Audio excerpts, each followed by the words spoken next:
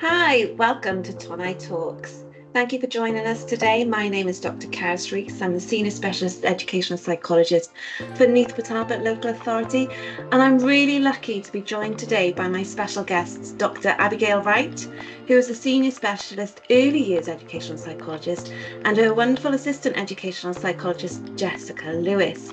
So today we're going to be talking about why behaviour isn't just parenting. It's an early years perspective, and we'll be gaining some in-depth insights on what works, what doesn't work, and how we can help to understand our children's behaviour and what we can do to support it.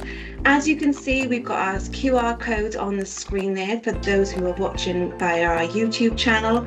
Please do make sure you scan that so you can gain access to our live sessions that are coming up.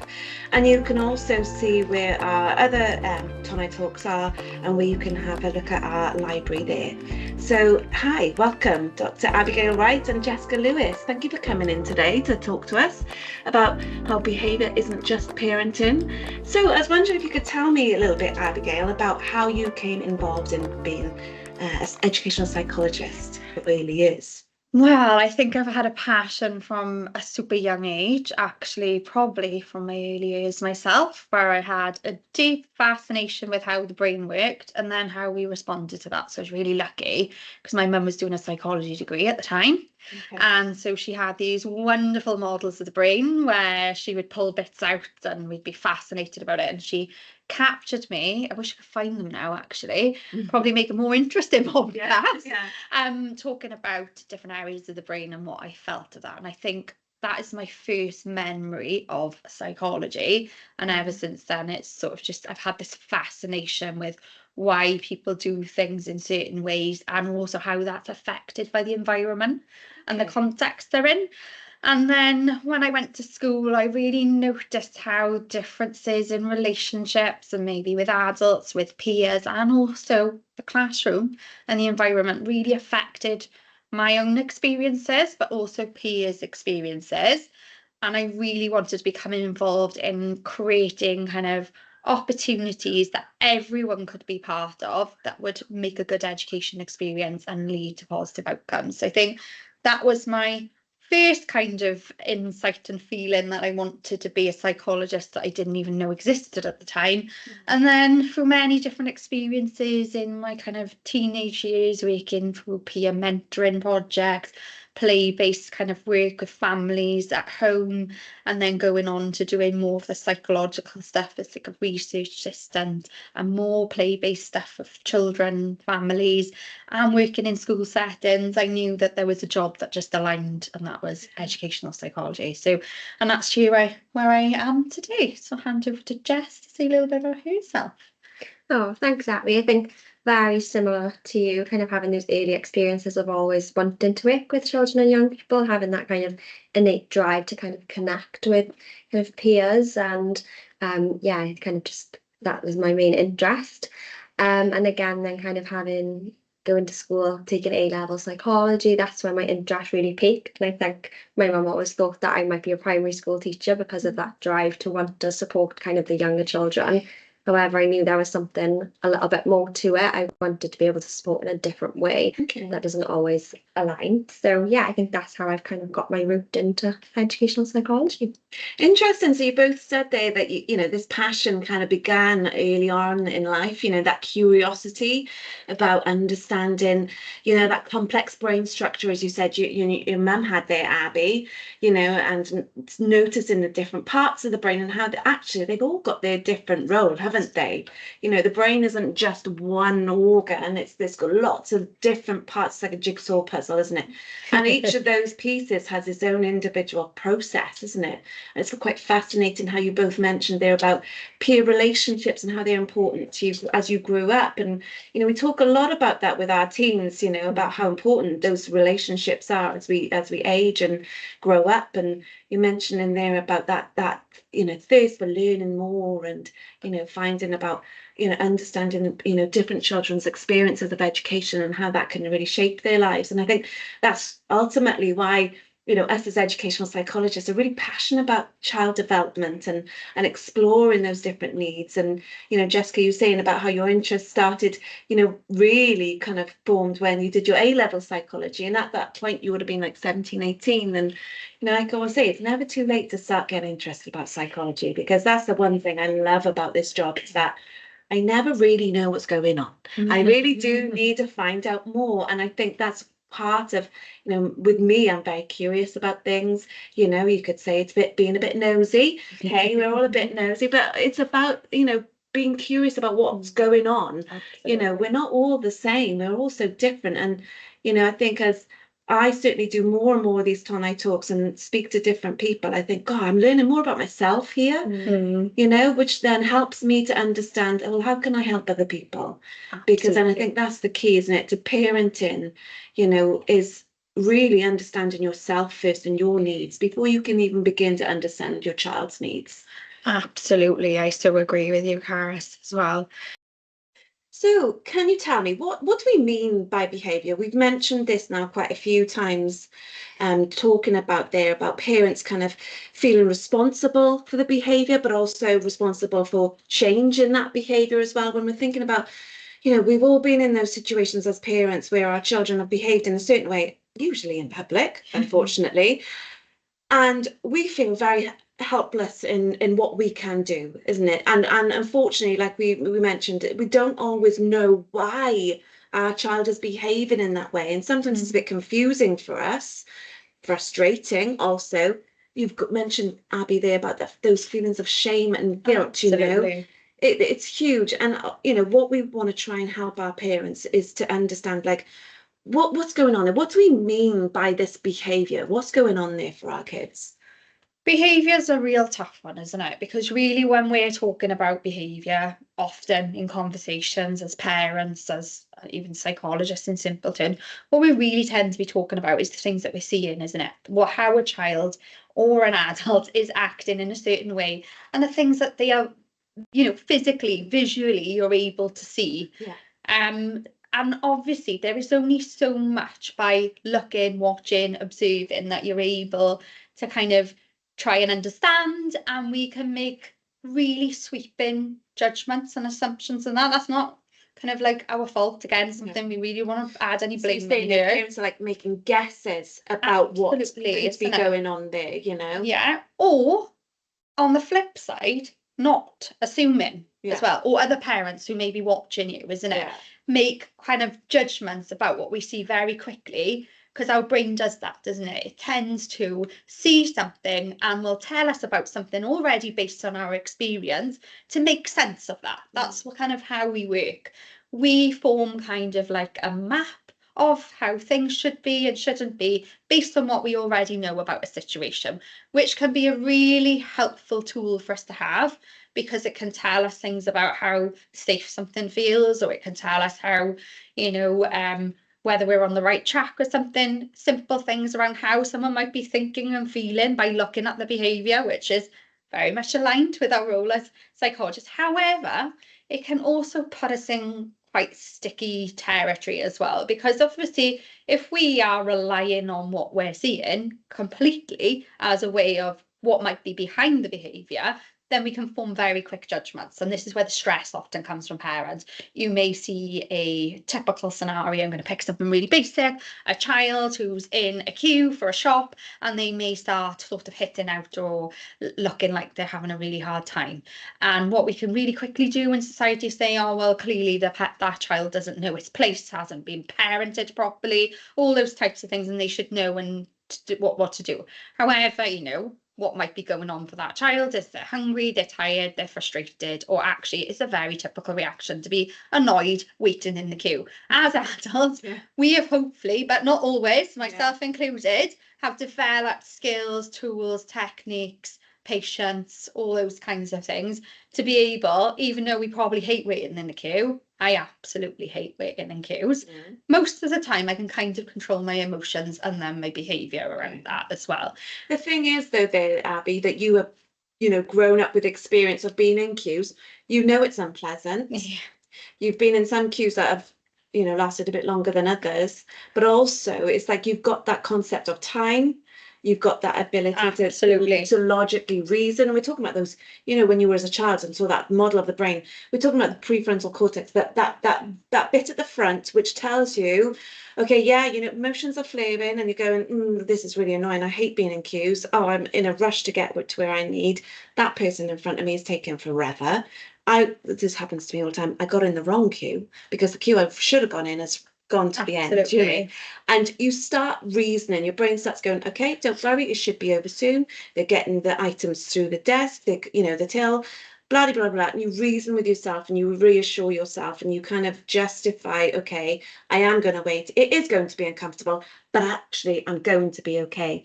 Our children don't necessarily, especially younger ones, they certainly have not developed those skills yet. Absolutely. So for them, standing in that queue is unpleasant. They are going to be there forever. This is awful. Yeah. You know, my feet are really hurting. Although they can run up and down the aisle still, but that's exactly that. That's their true experience of it. And I think that's something that, you know, when you're talking about that observable behaviour, the things that you can see, yeah, that child does look like that they you know, spoiled brats. They can't wait. You know, they clearly haven't been parented, but actually it's their whole experience of that, you know, one circumstance, which is pretty typical. And that's the key thing. Absolutely, Karis nailed it on the head there. Is that so much of these are kind of, we're not even getting into the complex ones or thinking really truly about inclusion here, which is why we're here as well. But just a simple example, purposely, because it's not too triggering or hopefully that emotive and something we can all relate to. That is a very typical reaction and experience for a little one. But yet, as a society, we still don't understand enough about that child development that you talked about to be able to go in the queue as the person watching. Oh yeah, I understand that that child's brain is at a very early stage of development. This is the only way they can express these kind of emotions. And that's a really typical, maybe stressful thing to happen. And what we do then is put more pressure on parents because they're feeling they have to apologise and say sorry, and then they're worrying about the way that they reacted, and it's just like this boiling pot of a really stressful experience going to the shop. Whereas if we had more people who maybe connected with the child or the parents and, oh, I understand, just as we are going to talk about as parents, that that's a tricky situation, or add a sense of novelty, or give them an idea of when that's going to end, all those things that we know that's helpful. If we added all that up in society as a different attitude and understanding about child development, it could really change everyone's experience of caregiving, couldn't you? Yeah, absolutely. And that's the thing, isn't it? It's about us understanding, you know, not what we see, but it's the stuff we don't see. Yeah. And tell me a little bit more about the stuff that we don't see. And I think that's what we need to sort of focus more in about this. It's the things we can't see, the things we can't hear. What are these unobservable things that we need to be considerate about, Abby? And that's what's tricky, isn't it? Because it's very individual for every child. And that's the thing we need to keep in mind when we're thinking about these things. Because like I said, on the surface, the observables are created by a lot of assumptions about what we already know.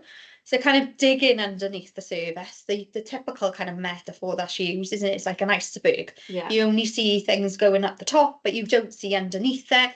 It might be the child is hungry, tired, having different sensory experiences that's really overwhelming or overstimulating. What are sensory experiences? So that's when you're in a situation when you're processing maybe too much information that's happening around you. That can be through lights, noise, it could be through just the people chatting, too many people around you in your space.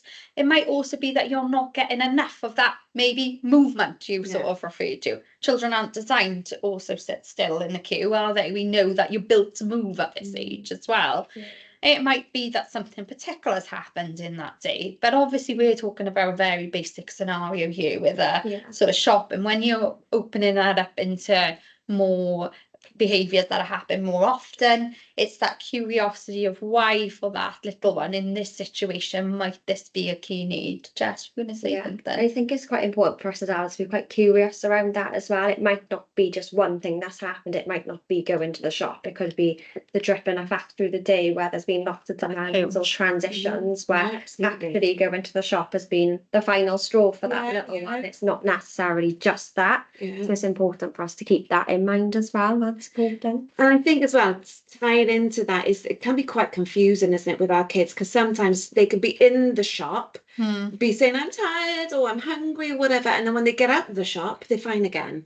And that can be very confusing for us adults, thinking, oh, they've done that on purpose, or, they clearly just, wanted to get out of the shop and that's why, that they've got their way. But actually, no, it's like talking about those sensory stimulus that you were talking about, Abby. It's like, maybe the environment and everything that you were saying, Jess, with that drip, drip, drip throughout the day actually causes them not to be able to cope with the demands of that one situation. Yeah, they can cope with being in the park around people, but they can't cope with being in the shop around people because it's a different environment. And I think that's something to be mindful of is taking into consideration what have they experienced throughout the day, that drip drip effect there that you mentioned, Jess. And then also, Abby, what you were saying about all the stuff we can't see, all of those extra pressures. Almost endless things, isn't there? That you could, like you mentioned, the parts of the brain, your own physiology. There's a unique makeup with that in terms of maybe even how we see, hear, think, all those different things, isn't there? So you've got to have an element of understanding what is unique for that child. But the other thing that's really important is that we can't just take one aspect of behavior to mean something for one child, which is really interesting as well, because so much of the stuff that we do, and obviously as educational psychologists we're often thinking about differences and diversity with need as well, but yet a lot of the things that we're seeing and doing and drawing assumptions from are from what are observable behaviors, which is why psychology can be so helpful for making sense of what might be behind the observable behavior. So these are all quite basic things, like a checklist you could use as any sort of person, caregiver, anyone, isn't it? Even things like hunger, tiredness. I know as a parent myself, particularly because I'm often in a psychological headspace, we may have a little bit of a wobbly day and you can quickly neglect like hunger, tiredness, pain, all those other things, because yes, behavior, as we say as psychologists, is a form of communication, but there are also physiological basic needs as well associated with that as well, isn't there? So there's a whole host of different things, but it is really important because I think a lot of people are feeling that there's often an exact reason for something, but a lot of the time we're never able to be that exact about things. We're sense making all the time based on what we know about that situation, isn't it? So we can never say it's definitely, whether it's a wider behavior that is absolutely the cause, because we are drawing from what we're seeing. We're not necessarily like maybe in colleagues in kind of neuroscience and things like that. We are not looking at brain scans of children when we're psychologists, unless we're working. But yet, I think there is this assumption that we do kind of work in that exact way, that we can do a test and then we'll find out that that's the underlying cause. We are much more like puzzling the pieces, putting the puzzle pieces together, aren't we? And sense making. And doing that with families and people around the child, that can't be done alone. Yet we're often viewed as the experts, just as you said in the beginning, Harris, like I am learning through this interaction. I'm learning based on people's experiences. So it's another sort of busting myth about the educational psychologist role within this as well. But it's one of the key areas that we work within, isn't it? A lot of the time, I think we're more associated with just that learning or cognitive side of things of learning, but the behavior is also a big part of how we develop, interact and express things with the world, isn't it?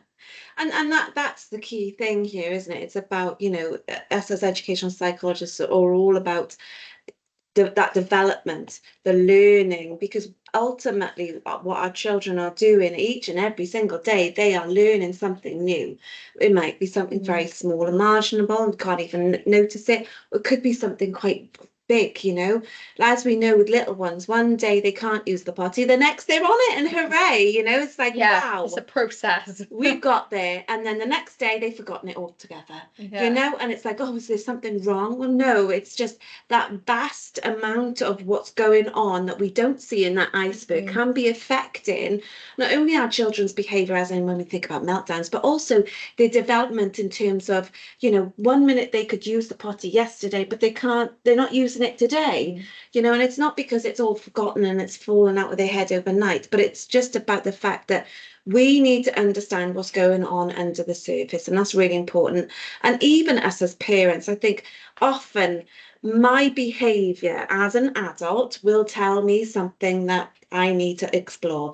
I might be a little bit snappier, you know, God forbid, but I will, or I might be a bit more tired and not focused and thinking, oh, well, why can't I think of those words, you know? And it's about me reflecting back and thinking, okay, well, what else is going on here? Because I haven't just forgotten how to use words, or I'm not just annoyed because I dropped my pen on the floor. I drop pens on the floor all the time, but that one really annoyed me.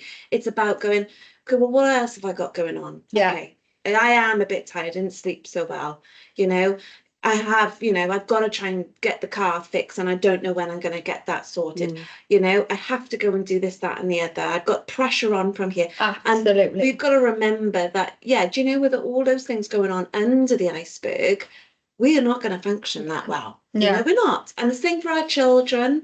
And I think that's what's really important is us to reflect as parents, thinking, well, how am I doing today? Absolutely. You know? I think you touch on something key there, is because often as parents, and again in society, you know, harp on about it, but it almost feels like this way to parent, this exact way. You get this right, and this is a good parent, isn't it? And then it's all kind of on the individual, how they individually interact with the child. But like you've just said, we don't exist in a vacuum. No. So we can so easily go down to that. Well, why aren't I understanding my child? Or what am I not getting right? And what is the answer that I need? Which is the right way? We end up then getting in a fluster, don't we? Trying to say, well, it must be that I'm doing it wrong, or there must be an exact way that will help us overcome. But just as you said, what we're trying to do is sense make at that time what might be an explanation, or not always one, many, unfortunately, but a better way of understanding what's going on. But there is no exact textbook for that, is there? And I learned the hard way, because years ago I used to be a parenting worker before I had children, and I thought I'm going to be the best mother because I know about all these parenting strategies. And I thought my child's not going to have tantrums. And well, did I get that wrong? You know, and that's the thing. As much as you can read as many books as you want, follow whatever you want to do on Instagram. But actually, there's things that are out of your control. So no matter how good you are on the day as well, there are things going on for your child that is just uncontrollable, but also normal. You know, that's the key. I wish someone, you know, when I had my first daughter, said more of, but that's going to make sense, where she is relying just on her emotional brain. She has not got a way of reasoning, has not got a way of maybe expressing that for community. And obviously, if those things are still difficult for us throughout the years, and certainly continues to be as an adult at times, we all know the days where something got on top of us, and we went, you know, even as parents, isn't it? We can all hold our hands up and say that. But without kind of recognising that, we can just go down the wrong route of also going into quite rigid ways of parenting, actually going down the more kind of like punishment routes that are still out there, quite mainstream, that we know as psychologists don't make sense in terms of where a child's brain development is, but also supports positive behavioural, I'll say in quotes, change. And actually, a lot of the stuff going on for our early years children, it's not necessarily just the behaviour, the observable behaviours, but it's also how it's processed in their nervous system. So like you said, Caris, a classic one, we get this all the time.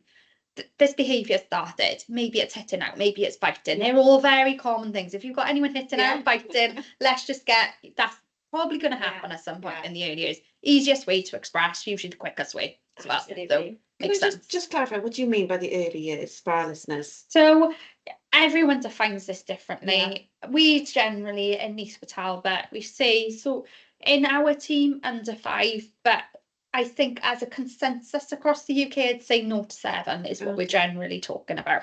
However, also quite passionate that this stuff still continues even for adulthood, for example, yes, we may have developed our frontal lobes, which is responsible for thinking, reason, planning, organising, quite complex skills that I still struggle with sometimes. You know, but if we have a highly stressful day, we know what I call is the emotional brain hijacks the thinking brain. So we will also maybe respond in those ways that are still relevant as well, isn't it? So it is really important. So in terms of when we're thinking about the early years, and you mentioned there about, you know, these behaviours of biting and hitting, you know, you were talking there about how, you know, it's pretty normal behaviour, isn't it? In a way, for it's not desirable. We don't want them to do that.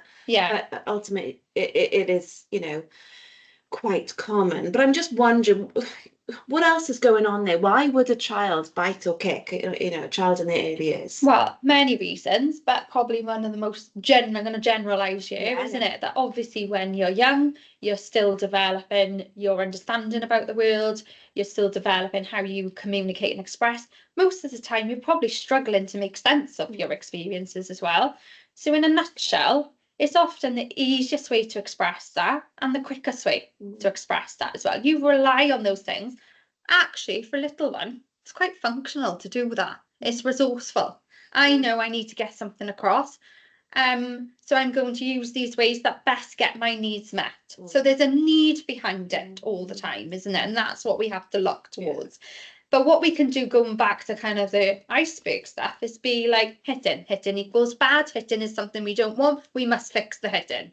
And then that can take us down all different types of parenting ways or approaches that are very different to the hitting. I'm wondering what's going on behind the hitting. So is it best to support what's behind the hitting instead of the hitting itself, which could be struggling to communicate that, to express that. I mean, I'm massively generalising here, isn't it? Then you'd be better off trying to find a way that we can express those things. But I will come to this. Rarely is that ever in the heat of the moment. Jess, you're going to say something. And I think for us as adults, it's important to put ourselves in our early years children's shoes, because what's important to them might not always be important to us. So actually, it might not be what we are thinking. So having that communication in whatever style works best for you is really important to unpick that as well. And when you're thinking in terms of, you know, like you were talking about that hitting and that biting, that is actually got a function, you know, it absolutely does have function. They're seen, aren't they? When they bite or hits, they are seen, you know, that is observable. And again, you're talking about their Abby's about understanding, well, what's driving that? What's causing them to need to go to that extent to get your attention, or to avoid or get whatever it is they're trying to achieve. It's about focusing on that driver, isn't it? Not the symptom of biting or hitting. It's about, okay, what's causing that. And I think it's also really important to understand, like, you know, your early years especially, and it happens to us all, but you know, hopefully not to this extent, but you know, the whole process that comes to that point of hitting out or biting is usually an outcome from a huge amount and surge of chemicals in their bodies, such as adrenaline, which is the you know, the one thing that gets us moving. And for our early years, they might build up this adrenaline and this cortisol, you know, and because they're getting frustrated, because they're not having their needs met, they're not being listened to. Therefore, this surge comes into their body. And the only way that we can get rid of this cortisol and adrenaline together is to use it. Hence why we get big movements from our kids. They're on the floor having that tantrum, that meltdown. They're biting, they're kicking, because they have no other way of getting rid of these, you know, these essential chemicals, because ultimately they're there to protect us and help us, you know, to be safe. But what's going on there is that lid, isn't it? You know, when I mentioned earlier about the prefrontal cortex, you know, that's the front of the brain, where, you know, it's where your forehead is. What we always try to explain to our kids is that their brain is like a house, you know, and when they get triggered in that way, the brain, you know, the house flips, isn't it? And they're thinking part of the brain, the reasoning, the understanding, the language is there. So when you've got that emotional brain at the bottom, which is driving all these behaviours, you see parents trying to talk to their children and reason with them and talk them round. that's not working, you know, and sometimes it can trigger them even more to become more Absolutely. frustrated. And you can, oh, it's heartbreaking sometimes. You can see these parents pleading with their children.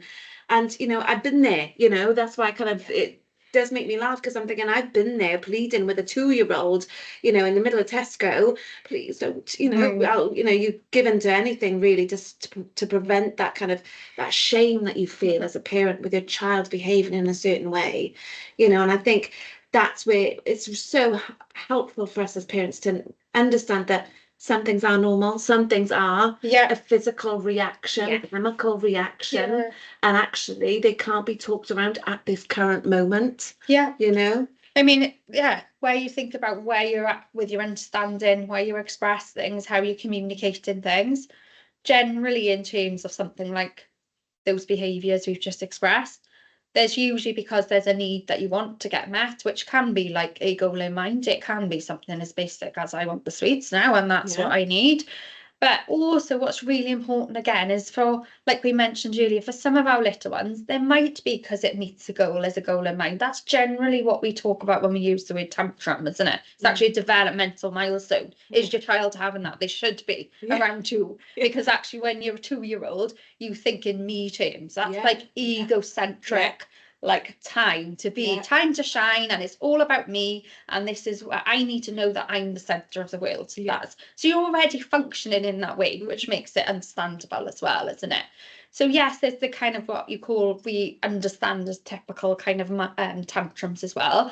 But what we also have is experiences that are environmentally or contextually, so the things that are going on around us, overwhelming for a child, which, like you said, Caris, can be a combination of lots of little things, or it could be the one sensory experience, such as the light or the sound, that sends that nervous system into overwhelm. That's something a child isn't choosing or controlling to do. It is in response of them having a tricky time in the environment. Now, these sometimes, not that we can separate things that discreetly, but I do find when I'm working with families that can be helpful, and equally myself as well, to know, right, is this more because there's a goal in mind and there is something we need to meet? Or is this the environment? Because obviously we do very different things in response. Yes, then if it was the goal in mind, we might be more of that consistent coach, which we'll talk about maybe a bit later. We may take more of an individual approach. Maybe think about how we're behaving and what we're doing as a parent. However, if it's more of a what we call an overwhelm or a sensory overwhelm, we're actually going to be thinking a lot more about the environment, which is really interesting, because what you said, Caris, earlier is, we so much put that on us. How do we fix this? What do we do? How do we behave in this moment? Whereas actually the need behind it might be the sound, or so we should be thinking about how do we create a space that helps take some of those drips out of that cup, isn't it? The other thing we hear all the time, I'm sure you do too, is there is no trigger. So I'm looking, but why are they? They're hitting repeatedly. This is their new way of communicating. Probably is that as well. But there's no trigger. And that's because, like, as you say, it can be, especially if we talk 2-3-year-olds at that stage where we're pretty out of control, like in terms of we don't have much control over our environment. Our adults around us set and plan, which we should, because we have a role into a point where we have to make sure they're safe, and we're kind of shaping the way. But that can pile up into that cup very quickly of, I didn't get to choose the shoes I wanted to wear. I wasn't able to do the game that I wanted to do at that time. All these little things, and also maybe more of the environmental experiences, or the basic needs, tiredness, hunger, all that, can suddenly all just pile up to the point where it is like, that's where the saying comes from, isn't it? Don't cry over spilt milk. I'm pretty sure it wasn't the spilt milk. It was everything else that happened before that. But again, as society, we, again, because we're observing behaviours all the time, we only saw the spilt milk. And then we can also have a disproportionate reaction to that. So we can be like, why did you cry over the spilt milk? You know, like, hopefully you wouldn't be. But actually what we could have done is, well, what went on for that reaction to happen in that way? Something must have filled the pot here. Let's try and explore that. So that's just one little analogy, I suppose, to try and explore that, isn't it? And that's another thing I hear about. Well, it's just not normal. You know? And it's like, well, if it's not usually like that, then it's obviously not that. You know, if you were talking about spilt milk, for example, you know, usually things can spill and they're fine. But no, that time they spilt milk and that was it. It was, you know, game over day. Well, it's clearly not that then, That's you a know. good point. And it's about thinking, okay, does this usually happen? Is it usually that's the trigger? Yeah. Well, no. Okay, well, so let's think about what else it could be, Yeah. you know. I usually sort of reframe that question when I'm talking to parents as well. You just, again, you know, spot on there, when we can get into that thing of almost trying to work it out in terms of, is this normal for what we know about the world or society, Yeah. isn't it? Whereas I try to reframe it to be like, is there a need, or what's the need? Not saying, is this normal? What is this a need? What's the Yeah. need behind it, isn't it? Yeah. Because one person's normal, like you say, or one person's daily Yeah, routine is very different to the next. Yeah. So what we're trying to have to work out is either that normal for that person, Yeah. or is that a need behind? And that's a better question to ask. It's what's the why behind the what? The what is what we're seeing, Yeah. but also the why will tell us what to do. So it's quite a nice set of Yeah. tactic to have in mind, isn't And it? that's really helpful for our parents to be thinking about, isn't it? Because ultimately they come to us because they feel helpless. Like, I don't understand why my child is behaving in this way, and I don't know what to do about it. And I think that's really helpful, Abby, to think about, well, if we find out what the why is, what's causing it, then that'll help us with the strategy. Yeah. Because, and again, you know, I really feel for parents, and I've been there myself, where you just think, I don't know what else to do. Yeah. I've tried everything. As clearly then we haven't quite found out what's driving what. that. Yeah, the what. And actually, like, again, normalizing that, something I've definitely had to learn in my parenting journey is, like, sometimes you won't. You Yeah. won't find the what, because that's complex human behavior that we can't always get to the bottom of. And sometimes it's also because there's just too many things that interact with each other. So you Yeah. can't get a definite, but you will more likely get a big factor in what's kind of contributing to that. And that in itself will help that.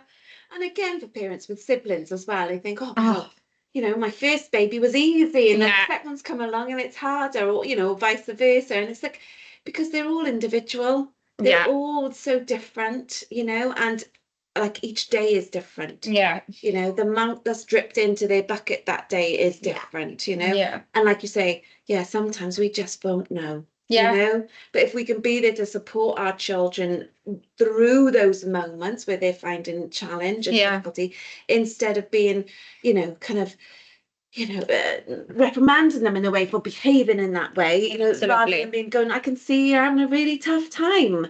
I think you know, you need to come in, because they don't always have the words to explain why they're feeling that way, why they did that. You know, when I hear people saying, well, why did you do that?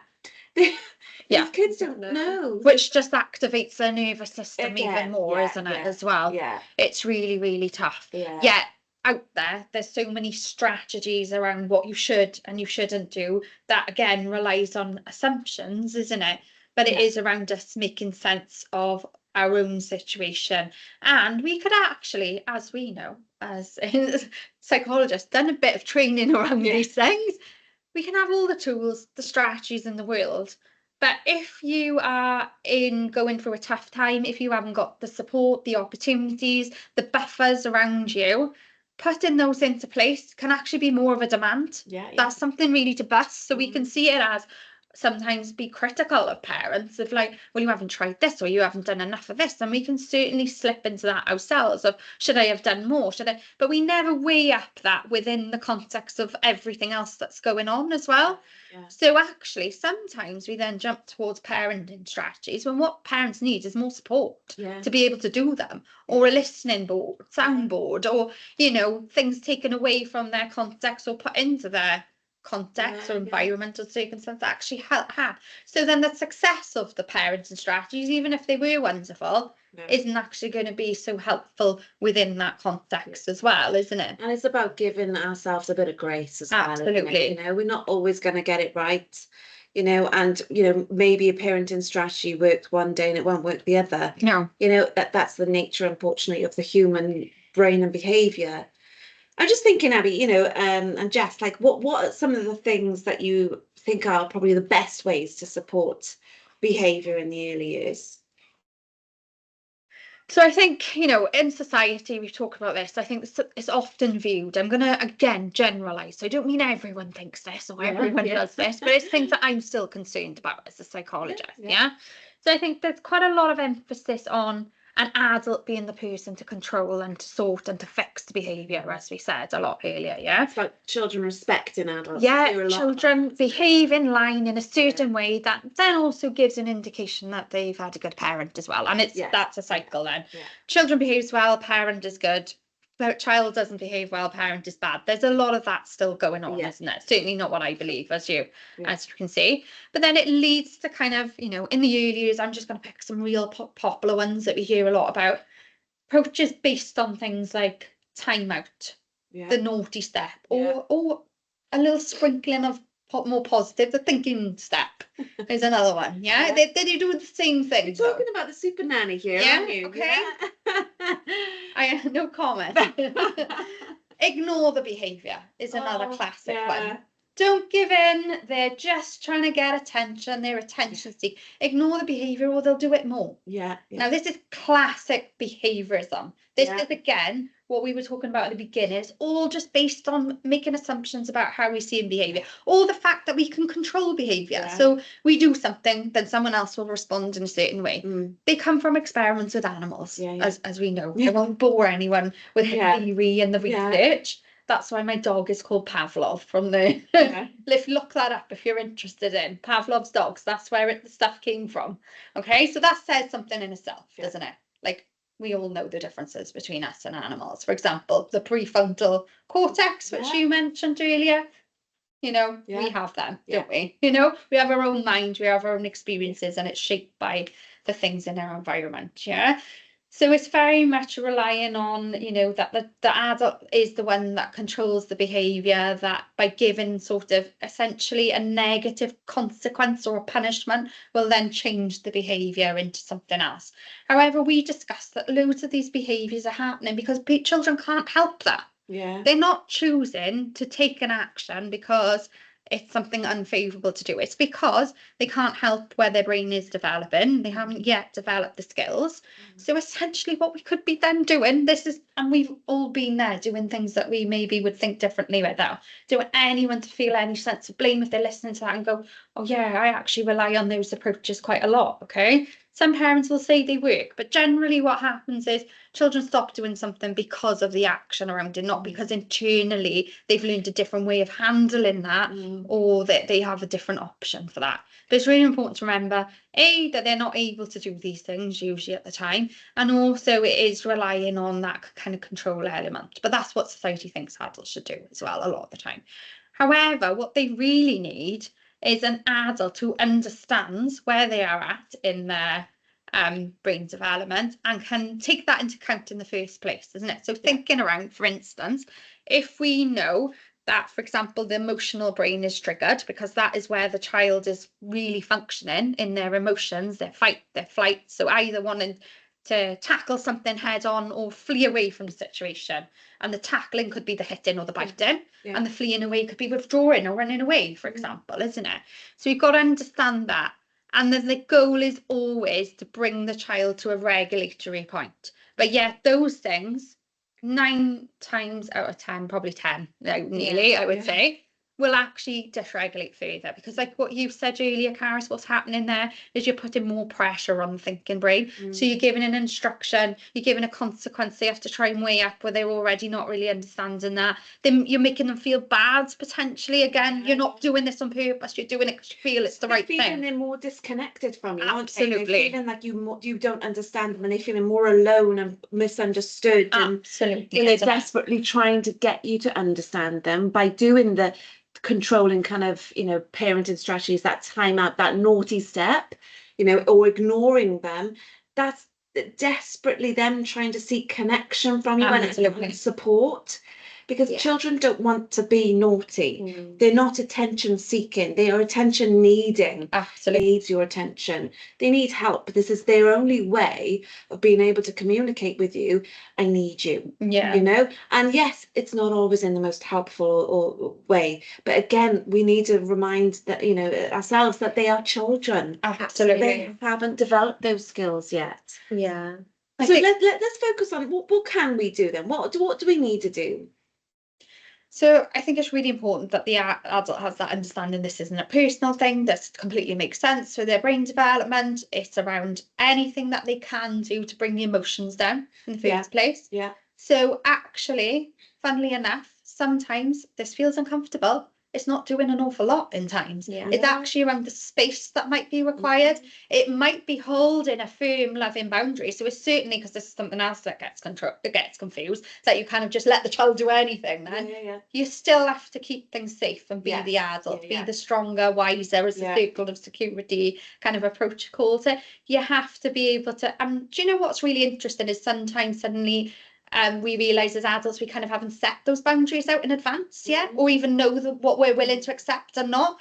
So that's a good thing. Check in with yourselves. Is that clear to us and our family, what we accept and we don't? So I guess for everyone, hitting would be one. I'd soon keep the theme going, isn't it? So it might be, for example, we can't continue to let you hit. I am going to have to move away. You might not be communicating this in words. It could be expressions. It could be all sorts. It just could be through a series of seeing things happen for the little one. You know, I can't continue to let you hit. I am going to be here for when we're ready and we're able, for instance. So we don't punish or we shame the child because we're understanding they're not doing it for those reasons. But we're also providing a boundary to say it's not okay to continue doing that as well. And then it's whatever they need to regulate. So it could be that sometimes, not often it works, but there might be things you can do, like sort of give a bit of input to their nervous system. Movement is usually actually a better way. Let's move, let's go outside, a change of scene. Oh, actually, I'm going to provide you with the space you need, or I'm going to give you an area you can go to. It's not actually the behavioural stuff we're normally, it's normally nervous system stuff. So, you know, they're simple examples. Instead of time out, we could be doing time in. We might be very close to the child. We might even be in a room where we can still see them, but since time apart. But we're still there and we're connected, as you said. We don't want to lose that connection, because actually that simple presence in itself of repeated opportunities where you've not abandoned a child, you've not made them feel worse, that you're still there, and then you're going to be able to problem solve later. Okay. So connection to make sense of what's happening is really important as well. And I think it's really important as well that our youngest children, they need adults to make sense for them. So having strategies, habits such as time out, they're often left alone with their kind of thoughts. They don't know why they've done something. Then with time in, then you're having that opportunity to connect, you're holding that warm boundary. But they need you to make sense of what's happened for them. Absolutely, because it's about that co-regulation as well, but also them being supported by you, because ultimately, if anyone, which I'm sure everyone who listening here has had those moments where you've, completely kind of lost the, Absolutely. you're up here, you're losing it, and if everyone around you just walked off and left you, you'd feel awful, wouldn't you? We apply so much of this to ourselves as adults. There's children who are really early stages. We don't do enough for them. And I'm thinking, right, let's try this out on that situation that we mentioned about, you're in that queue. Abby, you're already hating being in the queue anyway, and vile, we're queuing. We should have gone in the other queue because that's already going through, but this one is stuck, and your child is getting to that point where they're having a meltdown. Some of the things we actually need to do is go, right, okay, I can see that you're getting really frustrated and you're tired. I'm thinking I'm going to put my shopping to one side. We're going to have a walk outside together. Let's talk about something else, okay? And let's have a little walk outside, get out of that shop, get some fresh air, walk around and go, right, okay. Now I can see that you're feeling a little bit better now. You're not feeling so frustrated. Your face isn't so red. You're able to talk to me. You don't look like you're going to get upset. But I do need to go back in the boundary and pay for my shopping. Do you think that you can help me to do that now? Yeah. And it's about still achieving what you need to do, because you do as a parent. You can't just leave your food shopping and go, to avoid the meltdown, but you can certainly help them to regulate, to be able to then carry out that action that you need to do as a parent. Yeah.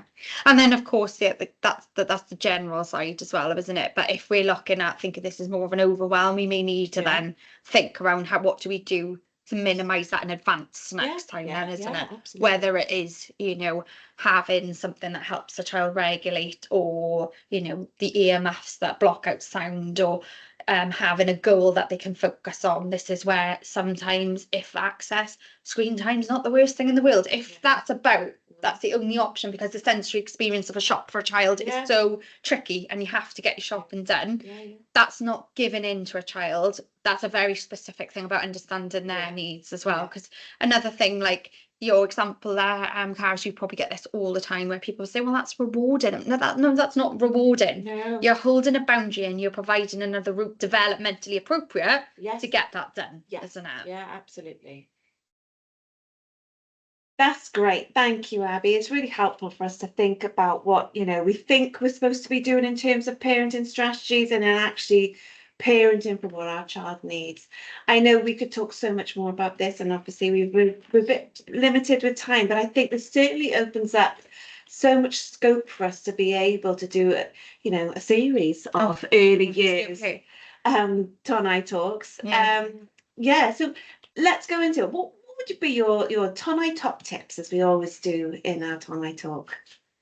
Okay, so we've chosen 5 of our top tips, which we think are maybe most important. There might be different things that people think, but we've just chosen 5 to kind of focus on today.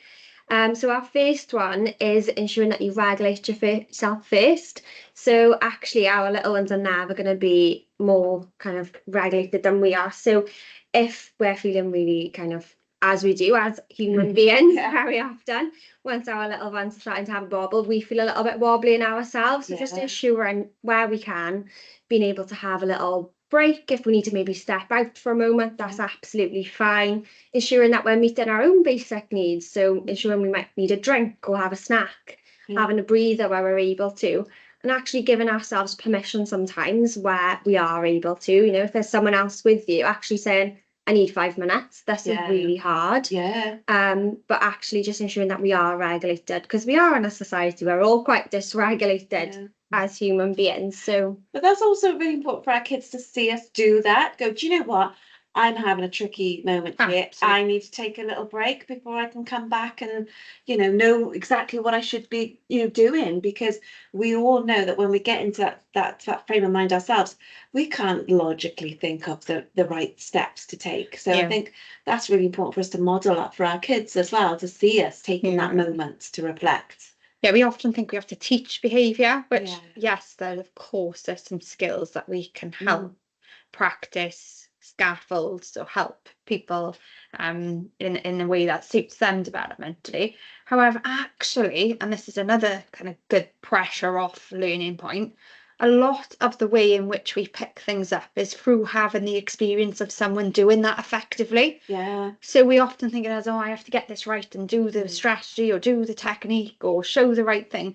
But actually, the teaching usually comes every day from how we're being watched and observed as our own behaviour and what assumptions our own children are making about our behaviour. But like again, little ones aren't always at the stage to maybe take some of the more teachy type things on board. So the best way that we can teach is to show, isn't it? To be like a mirror. Our kids in their play, they love to role model, don't they? They're always copying us. So let's try and show them the best parts of us, isn't it? And how we can best cope. Well, what would you say the second thing would be then, Jess? So once we're regulated, we're more likely to kind of think with our thinking brain, aren't we? So we always say, we love this quote, be curious, not furious. So what we mean by that is, if we're able to be curious around why a behaviour is happening, we are less likely to kind of go in with maybe that more assumption driven kind of strategies, really, isn't it? We might not think around the more punitive measures. We might think and maybe be more empathetic to our little one about what is actually happening in their world, so that we're able to support them to understand how they might be able to overcome that as well. It's normal to be a bit kind of frustrated. Absolutely. I always say, as a parent, it's actually the hardest thing, regulating yourself. And if something happens, that unnerves you a little bit. There's perfect sort of psychological and biological sense to that, because we perceive it as like a bit of a threat to our nervous system. So we might actually shout or yelp or become frustrated. So I like to normalise that.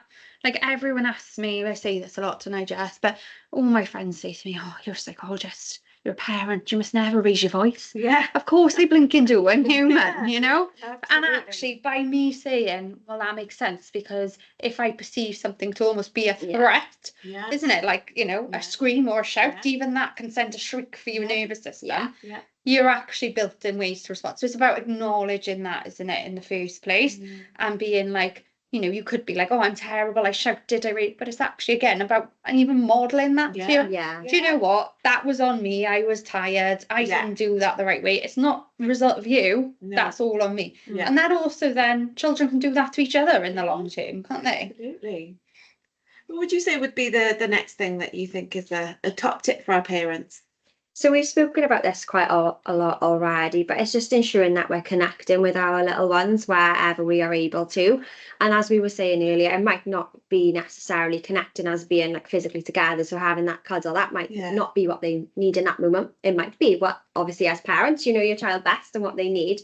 But it's just ensuring that they know that you are there when they are ready for that, and kind of giving that validation around that feeling. It's like, oh, this is really tricky right now. We might not use a lot of language at that stage, because as we were saying earlier, isn't it, that might be a demand for that child, but we can mirror that in our body language, in our facial expressions, and whether that's kind of just sitting on the floor and being open for when they are ready to come over, having those warm boundaries still. We're not going to let them hit us or anything like that, but what we do want to do is create a space that they know whenever they are ready that they can come back to us and they can be soothed. So yeah, definitely looking at those opportunities where you can connect kind of with your child's interests, whatever that might be as well for them. A lot of challenges in adulthood actually come from not being able to sit with big feelings. So this is where it starts, isn't it? Is actually we sit with the child and we're not unnerved, we're not rocked too much, you know, as much as we can be, you know, or we, at least then when we are, we're able to help them make sense of why we're doing that and not associate it with themselves, isn't it? But I think, you know, this is why we love the early years as well, because we know if we can kind of get these kind of ideas and thoughts embedded early on with our little ones and ourselves, that it makes things easier, but not impossible, but easier later on in life, isn't it? And also remembering that it's about, well, this is actually normal for a child of this age. Absolutely. You know, and not be fearful, thinking, oh my gosh, you know, what's going on? They're doing it to get at me. They know what they're doing. They're pushing my buttons, which it can feel like, can't it? But it is reminding yourself exactly that, isn't it? Is they're not doing this because they're out to get me, or they know, I'm struggling, I'm doing stuff, isn't it? They can feel a bit like that. And there's definitely been generations in society that's been quite a language you use a lot to describe, isn't it? You know? Thank you. So what would be the next thing on my top tips? So wherever possible, we always try and think around what is needed in that moment. So as we know, very often behaviour happens because there's maybe a need behind that. So thinking around maybe whether there's a basic need that needs to be met, or there's things happening in the environment that we might need to, you know, look at, and how we might be able to best support that. But kind of looking at the possibilities. So very often as adults, we might feel like we need to control. So we say things such as, oh, you can't do that. We don't need to do that. So what we might think is, what can the child do in those moments? What can they access? And maybe you're given a choice around that. So a child feels that they have a sense of control. As we were saying earlier, very often our little ones, they just get done to all the time and there's no control for them. And at this age, we know that our little ones, they look for that independence. So actually, if we're able to give them choices when they are regulated as well, just to kind of focus on what they do need in the moment. It's another nervous system trigger, isn't it? The word no. When someone says no to you, how would you feel? Yes, you get spiky, don't you? So if we can sometimes even avoid those sort of triggers of saying it, you know, not saying if it's unsafe, you have to say no sometimes. It's not an all or nothing approach here, is it? But, you know, it might be, we'll pick a basic one, the sweets, isn't it? That's a typical one. I want the sweets now. Well, you can have the sweets after dinner. So you're essentially saying no to that, but in a different way, which has a very different nervous system response, but it also speaks to their sense of autonomy. So wanting to be in charge or have a choice over something that they're striving for. You know, and again, it's like saying, well, I'm wondering if you're hungry, maybe you need an apple. You know, maybe you need, you know, something else. You know, it's about helping them to understand, okay, what do they need? I'm asking for sweets, but am I hungry? Am I bored? Yeah. You know, it's because we're sat here and I'm actually bored, so I want to eat the sweets. So it's about helping them to think about, okay, well, what do they need as well? You know? And I love that, you know, because I'm wondering whether you're hungry. Okay, maybe they're not. Are you bored? Let's move around. Let's go do something different. Give a possibility, give an option, Yeah. isn't it? Absolutely. And your last top tip then, Jess, what would you tell our parents? So very often, we were saying earlier, we feel like we might need to do something in these moments, but Yeah. actually it's mostly are probably around the space and where we are and how we might be able to best support the environment that we're in. So for example, thinking of maybe a sensory overwhelm, if we know that it's too bright, it's kind of too noisy, whatever that looks like, how are we able to perhaps support that environment more generally? And also thinking around the space and the place between you and your child as well. Do they need that space to regulate? Do they need movement? You know, very often if a child is lashing out, that might be for a reason, but how can they perhaps do that safely as well? Can you pop them on the sofa so they're not hitting you, but they're able to get that feedback? So yeah, just ensuring that wherever you are, how can you enable the environment as opposed to something that you need to be doing yourself? Because that can take a lot of pressure off as well, parents, that things we have to be doing.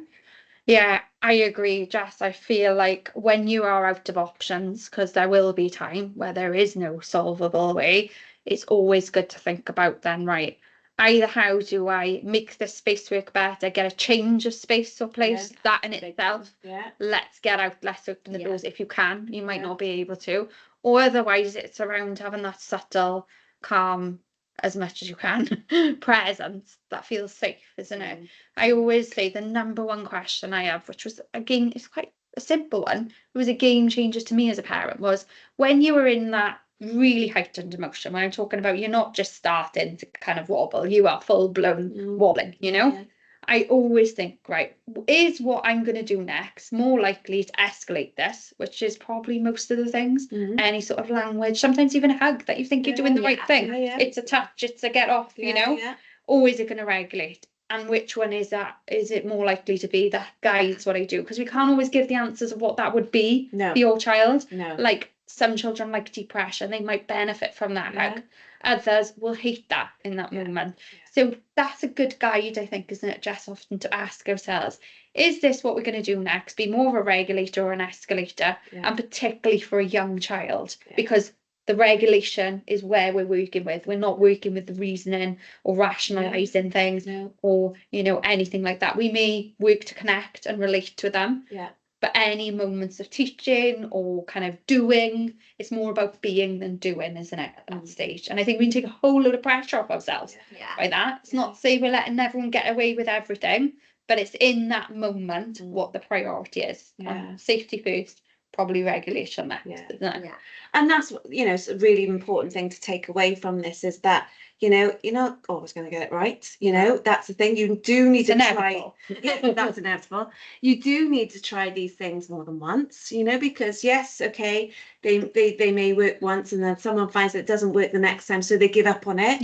It's go back to these things, try them out. Don't be afraid to, you know, to fail, you know. If it didn't get it right, okay, let me try something else. You know, as children develop, their needs change, so we've got to change the way that we kind of deal with their, you know, challenging, you know, experiences and those big emotions, you know, and by doing that we can help them to become more resilient and more independent and be able to, for them to regulate themselves when they're much older.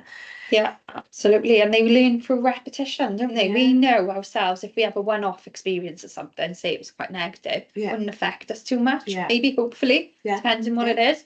But if we have repeated cycles of that happening, we're more likely to form a view and a way of behaving on that. Absolutely. But the opposite happens as well, isn't it? We need that repeated kind of feedback around what works and doesn't work, or what is safe for us and what the boundary is and what it isn't. And actually we're probably more likely to test that out when we're little as well, a little bit, aren't we? And that's not to be, you know, underlying naughty or manipulative. Like, no such thing really as naughty. Finding their way through life and learning, you know, what what's the expectation. Absolutely. Thank you.